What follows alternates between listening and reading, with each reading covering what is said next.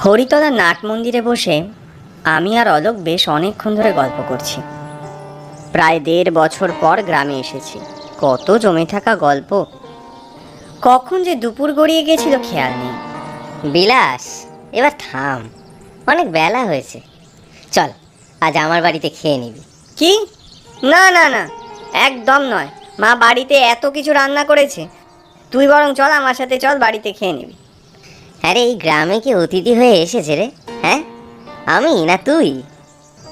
হে, দেখ তো, তোর জন্য একটা জিনিস এনেছিলাম, একদম ভুলে গেছি দিতে। পকেট থেকে গোটা কতক জামরুল বের করে আমার সামনে ধরলো অলোক। এগুলো তোদের পাশের ওই গাছটার না? হ্যাঁ। এতক্ষণ দিসনি? দে তাড়াতাড়ি। তারপর তোর ইনস্টিটিউটের কাজ কেমন চলছে? ওখানে এখন আর কাজ করছি না। ও মা, ছেড়ে দিয়েছিস? জানি না তো। না, আসলে একটা ঝামেলা হয়েছিল। বছর 2 হয়ে গেল আমি একটা অন্য কোম্পানিতে জয়েন করেছি। মাইনেপত্রও ঠিকঠাক দিচ্ছে। অলোকদা, তুমি এখানে? আমি তোমায় কোথায় কোথায় খুঁজে বেড়াচ্ছি। কেন রে অরণ্য, কি হয়েছে? সামনে তাকাতেই দেখলাম অরণ্য দাঁড়িয়ে আছে। আমাদেরই পাড়ার ছেলে। ঠিক ওর পিছনে দাঁড় করানো একটা হুইল চেয়ার। সেখানে একটি কম বয়সী মেয়ে বসে রয়েছে। আরে কি হয়েছে বলবি তো? তোর সাথে ও কে? বলছি দাদা, সব বলছি। বাড়ি ফেরার সময় হঠাৎ বড় রাস্তার মাঝে ওনাকে দেখলাম। একটা লরি চাপা দিয়ে দিচ্ছিল, আর একটু হলেই বড় সড়ো একটা দুর্ঘটনা ঘটে যেতে পারতো। আমি কোনো মতে ওনাকে লরির সামনে থেকে উদ্ধার করি। মনে হলো মেয়েটাকে কোথায় যেন দেখেছি। মুখটা কেমন চেনা চেনা লাগলো। যাক, সে তো খুব ভালো কথা, তুই ওনাকে বাঁচিয়েছিস। তা ওনাকে বাড়ি দিয়ে আসার ব্যবস্থা করিসনি কেন? ওটাই তো সমস্যা। বাড়ি থাকলে তো দিয়ে আসবো। মানে? মানে উনি তো বলছেন ওনার কেউ নেই, অনাথ। আমি আর অলোক একে অপরের মুখের দিকে তাকালাম। আমাকে নিয়ে আপনারা ব্যস্ত হবেন না।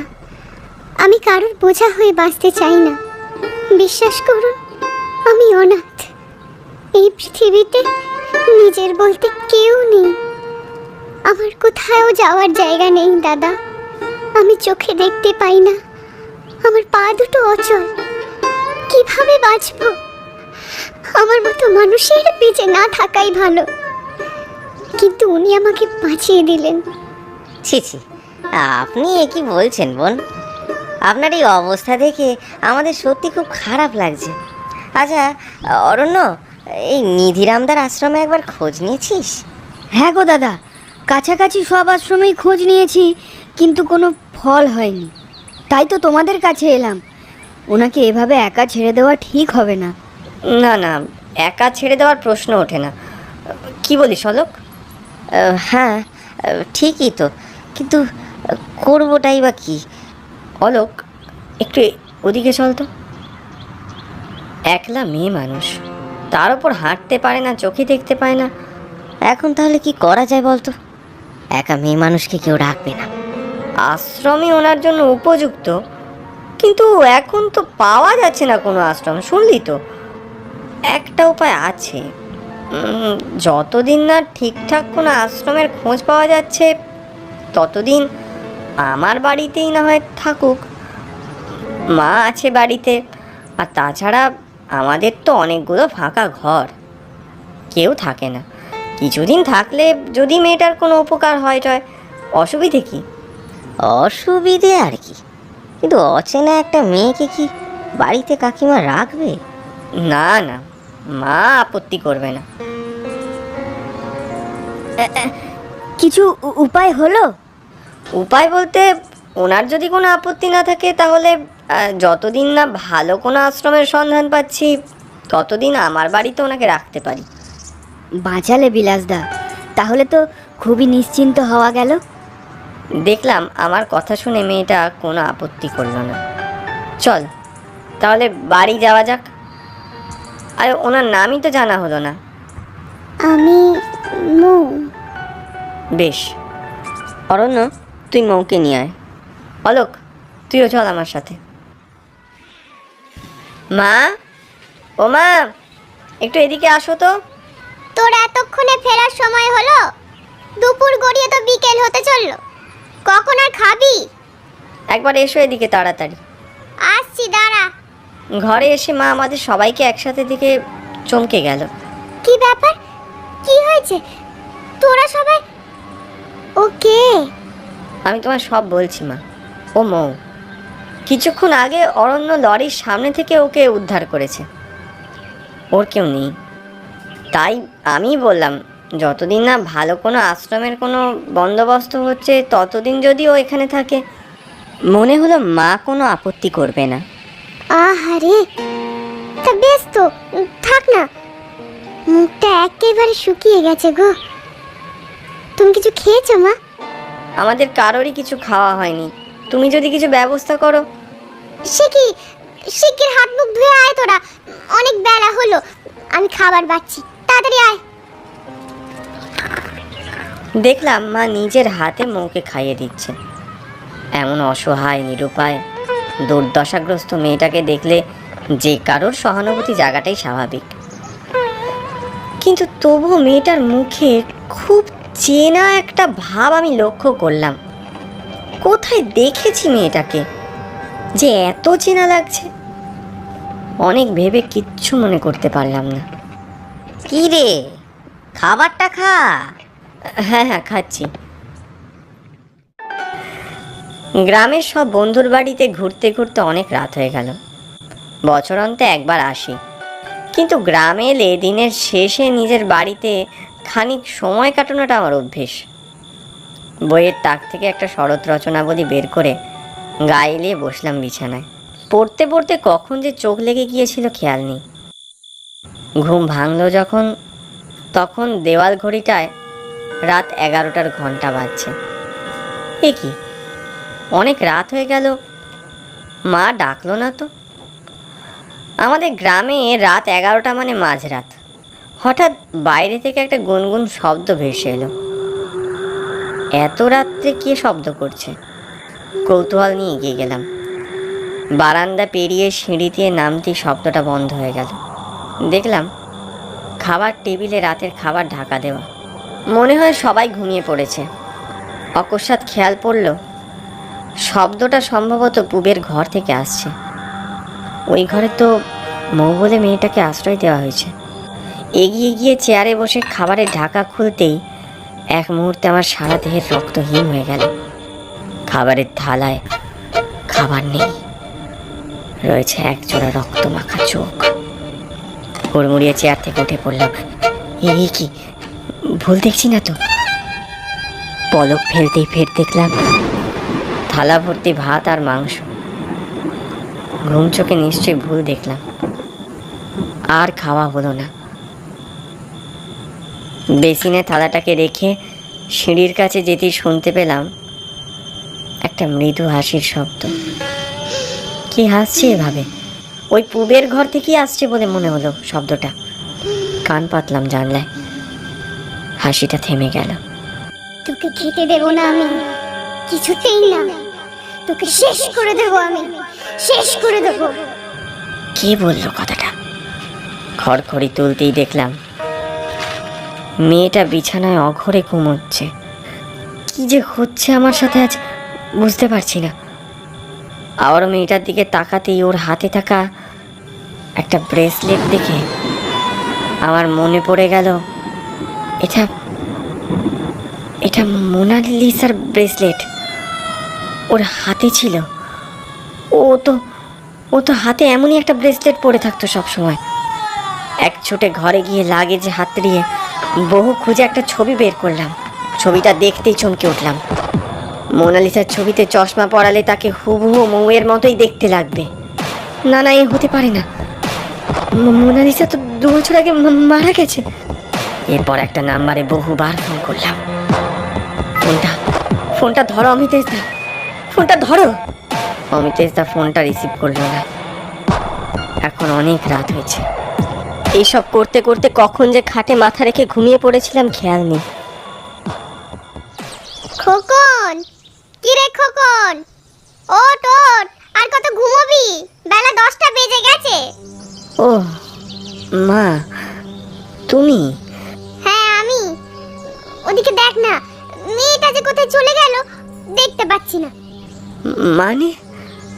তড়িঘড়ি ঘর থেকে বেরিয়ে আশপাশটাই দেখলাম, সত্যি মেয়েটাকে কোথাও দেখতে পেলাম না।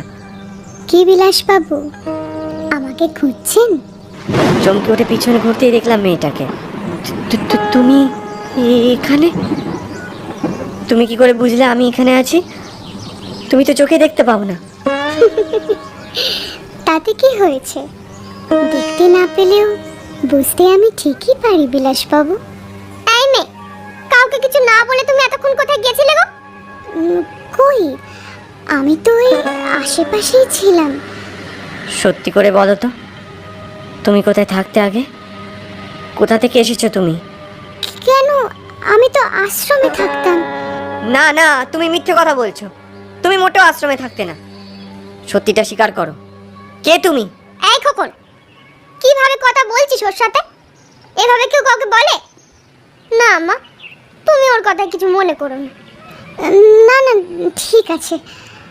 আসলে কাকিমা, আমার খুব খিদে পেয়েছে। এ বাবা, সত্যি তো সকাল থেকে কিছু খাওয়া হয়নি, খিদে তো পাবেই। চলো আমার সঙ্গে চলো। কোনো অক্কেল নেই তোর একটা। ঘরে এসে তাড়াতাড়ি অমিতেশদাকে আবারও ফোনে চেষ্টা করলাম।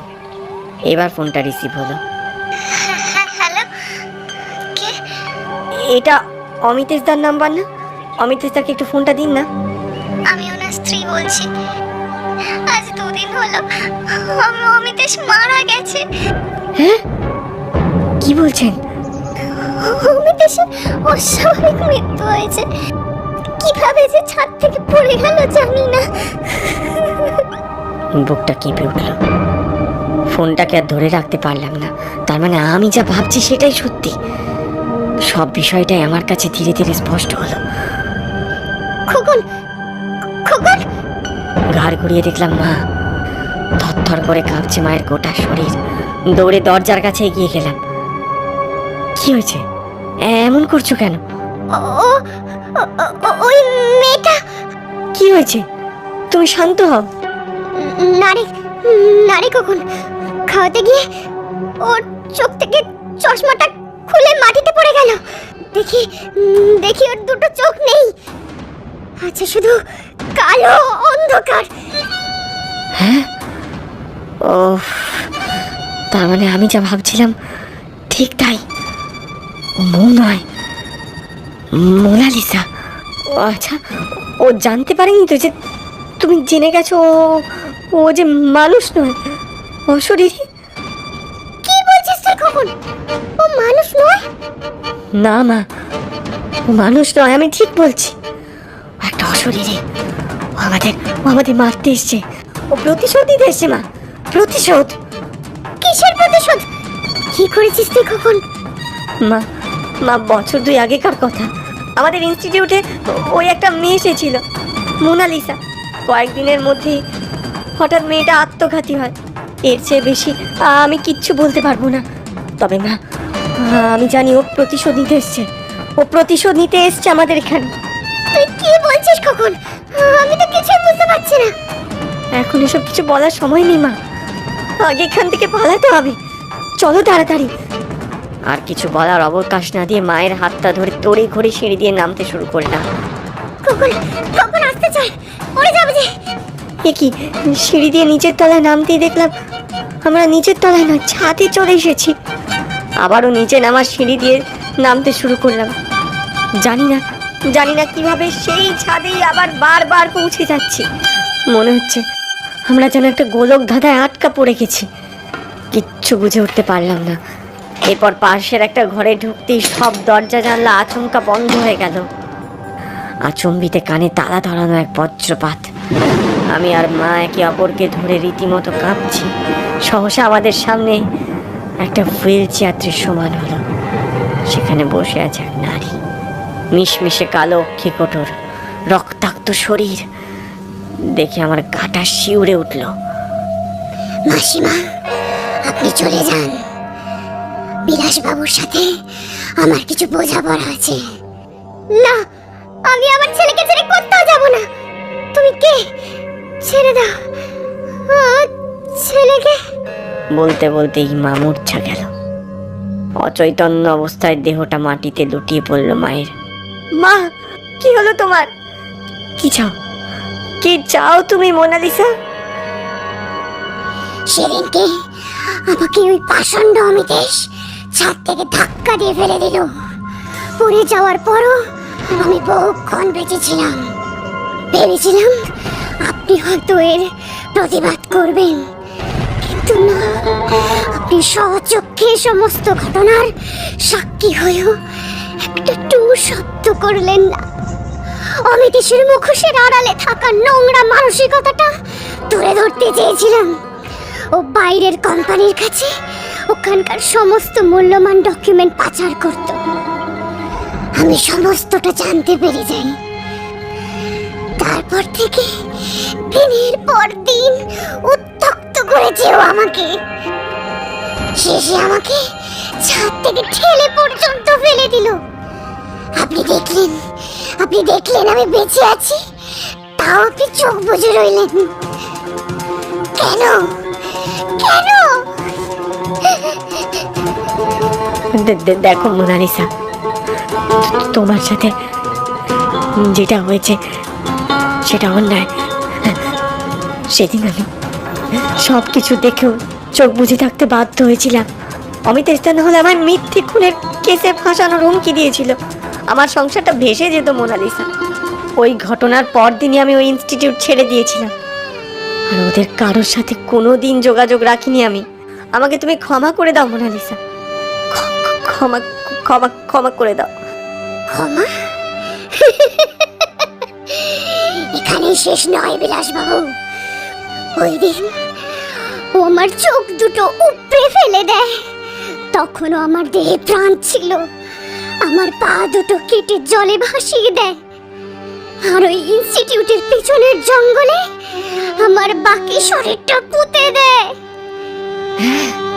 অমিতেশদার এতটা নৃশংস! এসব শুনে আমার হাত পা থরথর করে কাঁপছিল। এসবের কিচ্ছু জানতাম না আমি, বিশ্বাস করো মোনালিসা, কিচ্ছু না।